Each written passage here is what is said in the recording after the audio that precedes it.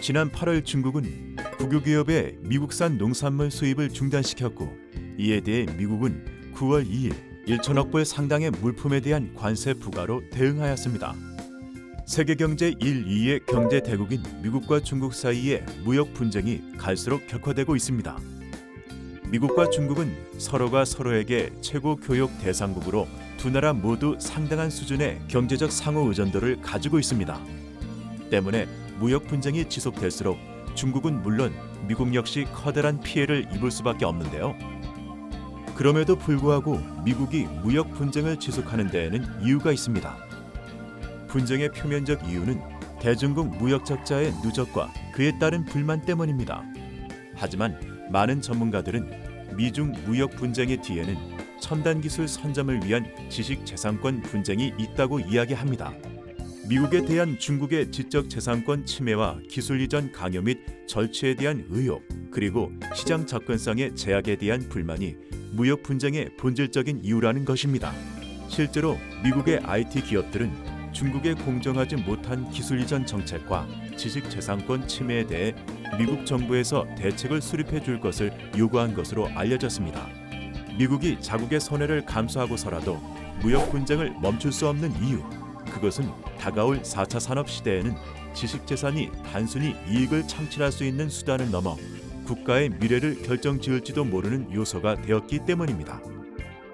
지금 세계는 생존 또는 미래를 지배하기 위한 R&D 전쟁을 벌이고 있습니다. 지식재산, R&D의 패러다임을 바꾸다. 세계 여러 나라들은 미래의 기술 패권을 선점하기 위해 R&D에 많은 투자를 하고 있습니다. 양질의 지식재산이 곧 기업의 경쟁력이 되고 나아가 국가의 경쟁력으로 이어지기 때문입니다. 그래서 선진국들은 더 강한 지식재산, 더 촘촘한 지식재산권을 획득하기 위해 R&D의 패러다임을 바꿔가고 있습니다. 미래를 선점하기 위한 연구개발 전략, 바로 IP R&D입니다. IP R&D는 기존의 R&D보다 효과적입니다. 기존의 방식에서 자동차는 단순히 5만여 개의 부품으로 이루어진 부품 결합체였습니다. 하지만 IP R&D의 시각에서는 다릅니다. 5만여 건의 엔진 관련 특허, 5만 2천여 건의 변속기 관련 특허 등 다양한 특허들로 구성된 특허 집합체가 바로 자동차가 되는 것이죠.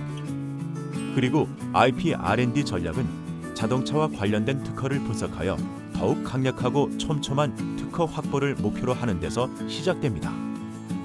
다시 말해 기존의 R&D 방식은 신기술 획득을 위해 연구 개발을 수행하고 그 결과물로서 특허를 출원하는 것이었다면 IP R&D 전략은 먼저 논문, 특허, 기술, 소비 패턴, 사회적 트렌드 등을 종합적으로 분석하여 장래 유망한 기술이 무엇인지를 조사합니다.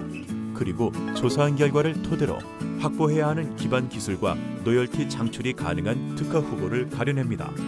이 후보들을 중심으로 촘촘한 지식재산권 포트폴리오를 수립하고 포트폴리오에 따라 연구 개발을 수행하면서 지식재산을 선점하여 주요한 지식재산을 선점해 나가는 지식재산권 중심의 기술 획득 전략이 바로 IP R&D인 것입니다. IP R&D 수행을 통해 기업은 연관성 있는 연구 개발을 수행하는 것을 통해 시너지 효과를 기대할 수 있습니다. 유망한 특허를 누락시킬 가능성도 배제할 수 있습니다. 그리고 특허들이 전략적으로 촘촘하게 짜여져 있기 때문에 경쟁사의 특허 공격에 대처할 수 있을 뿐만 아니라 후발주자에 대한 견제도 가능하게 하여줍니다.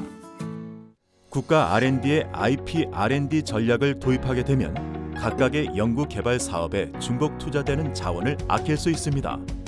뿐만 아니라 전략적 연구 개발을 통해 원천 기술을 선점할 수 있고 이러한 연구 성과를 활용해 산업을 발전시키고 국익의 창출로 이어질 수 있을 것입니다. 즉, IP R&D를 제대로 하면 기업의 경쟁력이 높아지고 연구 개발의 효과를 체감할 수 있게 됩니다. 국가 연구 개발 사업의 초기 단계부터 지식재산권 중심의 연구 개발 전략을 의무화하여 연구 성과의 실효성을 강화해야 하는 이유입니다.